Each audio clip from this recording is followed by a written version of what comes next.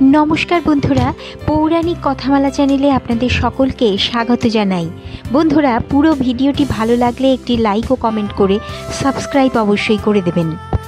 নাগা সাধুদের জন্য কুম্ভ মেলা তাদের আশ্রম থেকে বেরিয়ে আসার, জনসাধারণের সাথে সংযোগ স্থাপন এবং তাদের আধ্যাত্মিক মিশনের পুনর্নিশ্চিত করার একটি বিরল উপলক্ষ।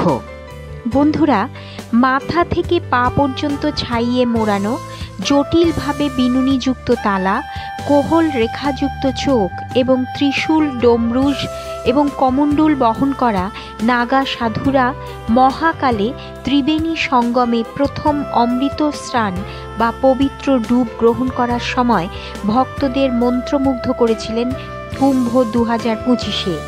13টি আখড়ার প্রতিনিধিত্বকারী এই তপস্বীরা ডুবে গেছে গঙ্গা, যমুনা এবং সরস্বতী নদীর পবিত্র সঙ্গমস্থলে।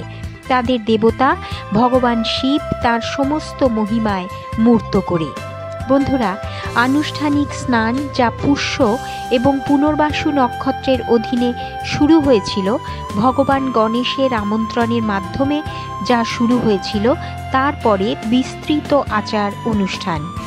নাগা সাধুরা তাদের দিগম্বর পোশাকে অর্থাৎ বস্ত্রহীন পোশাকে তাদের শরীর, মন এবং আত্মাকে পবিত্র করার জন্য একটি বিশদ 21 পদক্ষেপের অলঙ্করণ প্রক্রিয়ার মধ্য দিয়ে তাদের যেতে হয়। একটি অনন্য 21 পদক্ষেপ অলঙ্করণ নাগা সাধুদের প্রস্তুতির তাৎপর্য তুলে ধরে। মহানির্বাণী আখড়ার শঙ্করপুরী মহারাজ ব্যাখ্যা করেছেন যে হিন্দু সংস্কৃতিতে বিবাহিত মহিলাদের দ্বারা সম্পাদিত 16টি ঐতিহ্যবাহী অলঙ্করণের, যেটাকে আমরা 16 শৃঙ্গার বলে থাকি, তার বিপরীতে নাগা সাধুরা একটি স্বতন্ত্র 21 পদক্ষেপের আচার পালন করে। এর মধ্যে রয়েছে ছাই অর্থাৎ ভস্য, চন্দন কাঠের পেস্ট বা চন্দন এবং লোহা, রূপা বা তামার তৈরি রুদ্রাক্ষের পুঁতি, আংটি এবং ব্রেসলেট পরা। তাদের লম্বা ম্যাটেড তালাগুলি পঞ্চকেশ শৃঙ্গারের অংশ হিসেবে 5 বার মোড়ানো হয়, যা আধ্যাত্মিক শৃঙ্খলার প্রতীক। 21টি অলঙ্করণ শুধুমাত্র শারীরিক সাজসজ্জার মধ্যে সীমাবদ্ধ নয়, বরং আধ্যাত্মিক এবং মানসিক দিকগুলিকে প্রসারিত করে। এই প্রস্তুতি এটা দেখানোর জন্য নয়, এটি ঈশ্বরের সাথে সংযোগ স্থাপনের একটি মাধ্যম। তাদের শরীরকে সাজানোর পাশাপাশি নাগা সাধুরা ধ্যানের মাধ্যমে এবং মিষ্টি কথার মাধ্যমে তাদের মনকে সুন্দর করে তোলে। খড়েশ্বরী বাবা বলেছেন, যিনি নাকি একজন বিখ্যাত নাগা সাধু, তাদের তপস্যা এবং প্রার্থনা অমৃত স্নানের জন্য তাদের প্রস্তুতির কেন্দ্রবিন্দু। বন্ধুরা, শঙ্করপুরী মহারাজ আরও ব্যাখ্যা করেছেন, নাগা সাধুদের সাজসজ্জা ভগবান শিবের সাথে গভীরভাবে জড়িত।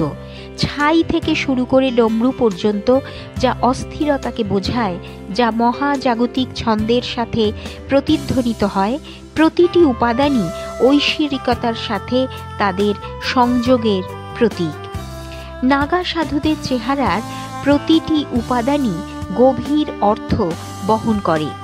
ছাই জীবনের ক্ষণস্থায়ী প্রকৃতির প্রতিনিধিত্ব করে, যখন রুদ্রাক্ষ পুঁতিগুলি ঐশ্বরিক শান্তি এবং সুরক্ষার প্রতীক। তাদের ত্রিশূল 3টি রাজ্যের উপর শক্তি এবং নিয়ন্ত্রণ নির্দেশ করে। শরীর, মন এবং আত্মা একসাথে এই উপাদানগুলি আধ্যাত্মিক জ্ঞানের জন্য নিবেদিত একটি জীবন চিত্রিত করে। কুম্ভের পর নাগা সাধুরা কোথায় যায়? বহু মানুষের মনেই এই প্রশ্ন উকি দেয়। বিশ্বের বৃহত্তম ধর্মীয় সমাবেশ শুরু হওয়ার সাথে সাথে নাগা সাধুদের ঘিরে রহস্য আরও গভীর হয়। মন্দিরের পুরোহিত বা মঠে বসবাসকারী সন্ন্যাসীদের থেকে ভিন্ন নাগা সাধুরা নির্জনে অদৃশ্য হয়ে যায়। গুহা, বন এবং হিমালয়ের পশ্চাদপসরণে ফিরে আসে, যাকে তারা বাড়ি বলে। শহর জুড়ে মন্দির বা আখড়ায় তাদের খুব কমই দেখা যায়। যা তাদের রহস্যময়তা যোগ করে। সুনিতা দেবী বারাণসীর একজন তীর্থযাত্রী। তার বিস্ময় তিনি ভাগ করে নিয়েছেন। তিনি বলেছেন, আমি সর্বদা ভাবতাম তারা কুম্ভের পরে কোথায় হারিয়ে যায়। তাদের এখানে দেখলে মনে হয় অন্য এক পৃথিবীর সাক্ষী। তাদের জীবনধারা আমাদের শিকড় এবং বিচ্ছিন্নতার শক্তির কথা মনে করিয়ে দেয়। আখড়া পরিষদের সভাপতি রবীন্দ্রপুরী বলেন, কুম্ভ মেলার পর নাগা সাধুরা তাদের আধ্যাত্মিক অনুশীলন চালিয়ে যেতে হিমালয়, বন, গুহা এবং অন্যান্য শান্তিপূর্ণ স্থানে তারা ফিরে আসেন। লোকজনের দেখা এড়াতে তারা প্রায়ই রাতে ভ্রমণ করেন। নাগা সাধুদের নির্জনতা তাদের তপস্বী মানতের সাথে সারিবদ্ধ। তারা নিজেদেরকে ধ্যান, যোগব্যায়াম এবং ধর্মগ্রন্থ অধ্যয়নে নিবেদিত করে। বস্তুগত সম্পদ এবং সামাজিক নিয়ম পরিহার করেন। তাদের জন্য কুম্ভ মেলা তাদের আশ্রম থেকে বেরিয়ে আসার, জনসাধারণের সাথে সংযোগ স্থাপন এবং তাদের আধ্যাত্মিক মিশনকে পুনরায় নিশ্চিত করার একটি বিরল উপলক্ষ। মহাকুম্ভের প্রাণবন্ত বিশ্বাসের প্রদর্শন। মহাকুম্ভ 2025 আবার নাগা সাধুদের রহস্যময় জগৎকে সামনে এনেছে, লক্ষ লক্ষ মানুষকে বিমোহিত করেছে। সাধুরা তাদের প্রত্যন্ত আবাসে ফিরে আসার সাথে সাথে তাদের ক্ষণস্থায়ী উপস্থিতি বিশ্বাস, ভক্তি এবং মুক্তির চিরন্তন অনুসন্ধানের স্থায়ী ছাপ ফেলে। তীর্থযাত্রীদের জন্য যারা এই মহান দর্শনের সাক্ষী, নাগা সাধুর তপস্বী অনুগ্রহের স্মৃতি তাদের হৃদয়ে খোদাই করে থাকবে, মানবতা এবং ঐশ্বরিক মধ্যে চিরন্তন বন্ধনের একটি অনুস্মারক হয়ে। বন্ধুরা, উত্তরপ্রদেশের প্রয়াগরাজে শুরু হয়েছে মহাকুম্ভ মেলা।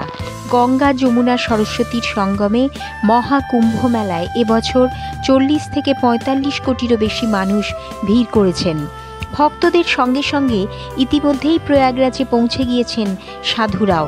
নাগা সাধুদের ছাড়া কুম্ভ মেলা পরিপূর্ণতা পায় না। এই নাগা সাধুদের নিয়ে কৌতূহলেরও শেষ নেই। কোনো কোনো সন্ন্যাসী নাগা সন্ন্যাসী হয়ে যান। কবে থেকে শুরু হয়েছে এই প্রথা? কুম্ভের সময় নাগা সাধুরা বিভিন্ন আখড়ায় অমৃত স্নান করেন। এখানে মহিলা নাগা সন্ন্যাসীরা গেরুয়া পোশাক পরে থাকেন, যেখানে নাগা সাধ্বীরা কখনোই জনসমক্ষে নগ্ন থাকেন না। নাগা সাধুরা লম্বা চুল রাখেন, নাগা সাধ্বীরা কিন্তু তাদের চুল কামিয়ে রাখেন এবং সম্পূর্ণ ব্রহ্মচর্য অনুসরণ করেন। ভারত এবং বিদেশ থেকে আসা সাধ্বীদের সমাবেশও কুম্ভে দেখা যায়। কুম্ভের মহিলা সাধ্বী মহন্ত দিব্যাগিরি জানান, কুম্ভে নাগা সাধ্বীদের ঐতিহ্য রয়েছে। আগে নাগা সাধ্বী জুনা আখড়ার অংশ ছিল, কিন্তু এখন একটি পৃথক শাখা তৈরি করা হয়েছে। নাগা সাধ্বীদের নিয়মও সাধুদের মতোই কঠোর।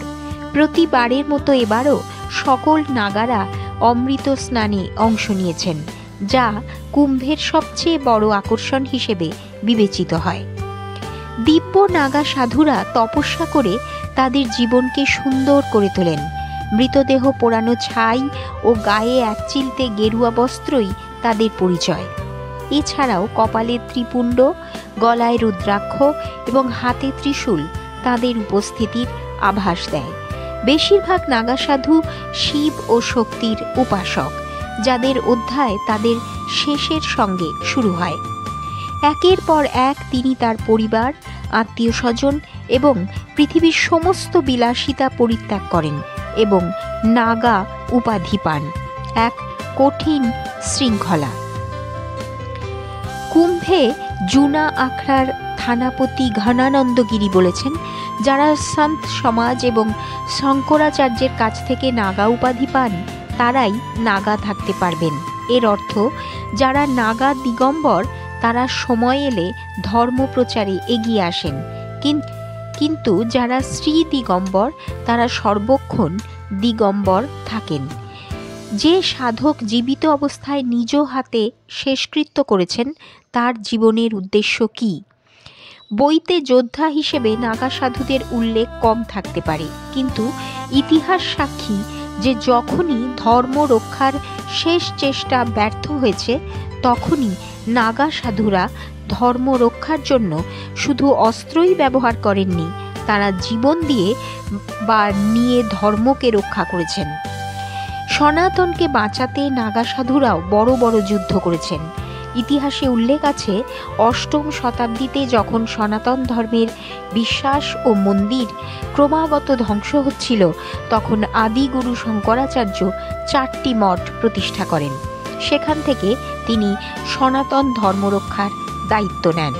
সেই সময়ই আদিগুরু শঙ্করাচার্য প্রয়োজন অনুভব করেছিলেন যে সনাতন ঐতিহ্য রক্ষার জন্য শুধুমাত্র ধর্মগ্রন্থই যথেষ্ট নয়, অস্ত্রেরও প্রয়োজন। তারপর তিনি আখড়ার প্রথা চালু করেন, যেখানে ধর্ম রক্ষার জন্য মারা যাওয়া তপস্বীরা প্রশিক্ষণ নিতে শুরু করেন। নাগা সাধুরা সেই আখড়াগুলির ধর্মের রক্ষক হিসেবে বিবেচিত হয়। নাগা সাধুদের বলা হয় ধর্মের রক্ষক। নাগা সাধুরা ধর্ম রক্ষার পথে চলার জন্য তাদের জীবনকে এত কঠিন করে তুলেছেন যাতে তারা প্রতিকূল পরিস্থিতির মুখোমুখি অনায়াসে হতে পারেন এবং চ্যালেঞ্জ মোকাবিলা করতে পারেন। কেননা কেউ যখন জীবনে সংগ্রাম করবে না, তখন সে ধর্ম রক্ষা করবে কিভাবে? এটাও বলা হয় 18 শতকে আফগান ডাকাত আহমেদ শাহ আবদালি যখন ভারত জয় করতে রওনা হন, তখন তার বর্বরতার কারণে এত রক্ত ঝরেছিল যে আজও আবদালিকে ইতিহাসের পাতায় পশু হিসেবে উল্লেখ করা হয়। তিনি যখন গোকুল ও বৃন্দাবনের মতো আধ্যাত্মিক শহর দখল করে নৃশংসতা শুরু করেন, এমনকি রাজাদেরও তার মোকাবিলা করার ক্ষমতা ছিল না। কিন্তু এমন পরিস্থিতিতে হিমালয়ের গুহা থেকে আবির্ভূত নাগা সাধুরাই আবদালির বাহিনীকে চ্যালেঞ্জ করেছিলেন।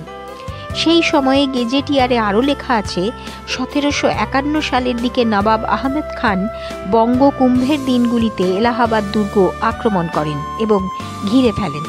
সেই সময় হাজার হাজার নাগা সন্ন্যাসী স্নান করছিলেন। তারা প্রথমে সমস্ত ধর্মীয় আচার অনুষ্ঠান সম্পন্ন করেন, তারপর অস্ত্র হাতে নিয়ে বঙ্গ সৈন্যদের আক্রমণ করেন। যুদ্ধ 3 মাস ধরে প্রচণ্ডভাবে চলতে থাকে। শেষ পর্যন্ত পবিত্র শহর প্রয়াগরাজ সুরক্ষিত হয় এবং আহমেদ খান বঙ্গের সেনাবাহিনীকে পরাজয় মেনে নিয়ে ফিরে যেতে হয়। সারা ভারতে নাগা সাধুরা যেখানেই কাজ হচ্ছে না, সেখানেই তাগিদ দিয়ে সফল করেন, সেটা ঋদ্ধির মাধ্যমে হোক, সিদ্ধির মাধ্যমে হোক বা দেহের মাধ্যমে হোক। 1666 সালের কাছাকাছি কুম্ভের সময় আওরঙ্গজেবের সেনাবাহিনী হরিদ্বার আক্রমণ করে। তখনও নাগা তপস্বীরা তাঁর বিরুদ্ধে লড়াইয়ের নেতৃত্ব দিয়েছিলেন। কখনো কখনো এই ধরনের গল্প পাওয়া যায় যোধপুরে, যেখানে হাজার হাজার নাগা তপস্বী ধর্ম রক্ষার জন্য তাদের জীবন উৎসর্গ করেছিলেন।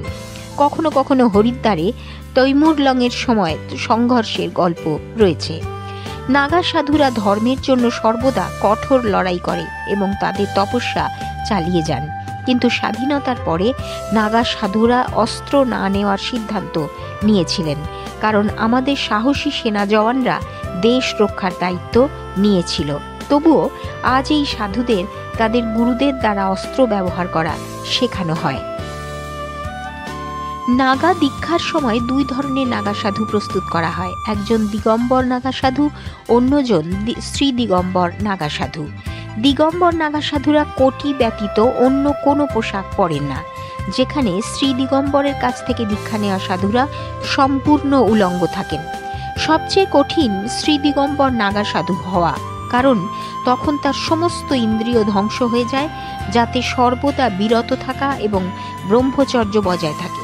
যে সাধুরা উলঙ্গ থাকেন, সারা শরীরে ছাই ঘষেন, তার 2টি কারণ আছে। একটি হলো ছাই হলো মরণশীলতার প্রতীক, দ্বিতীয়ত ছাই এক ধরনের আবরণ হিসেবে কাজ করে, যাতে ভক্তদের কোনো প্রকার দ্বিধা না হয় কাছে আসতে।